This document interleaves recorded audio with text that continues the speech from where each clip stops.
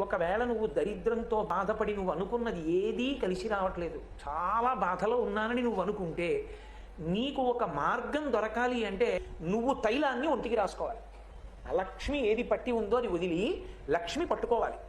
లక్ష్మి పట్టుకోవడం అంటే నువ్వు సంతోషంగా ఉండాలి, ఆనందంగా ఉండాలి. ఇంతకుముందు చింకి గుడ్డలు విప్పి మంచి గుడ్డలు కట్టుకోవాలి, చక్కటి ఆభరణాలు పెట్టుకోవాలి, మంచి అన్నం తినాలి, కాలం కలిసి రావాలి. ఏ మాడుని బుద్ధిని అలక్ష్మి ఆవహించి ఉందో అది పోవడానికి మాడు మీద నూనె పెట్టించుకుని నువ్వుల నూనె ఒళ్ళంతా రాసుకోవాలి.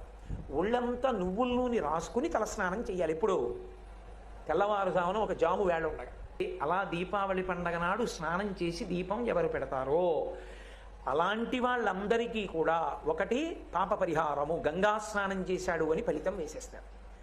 దక్షిణాయన పుణ్యకాలంలో కాశీ వెళ్లకుండా గంగా స్నానం సంకల్ప సహితంగా చెయ్యడానికి అవకాశం ఇవ్వగలిగినటువంటి తిథి ఒక్క దీపావళి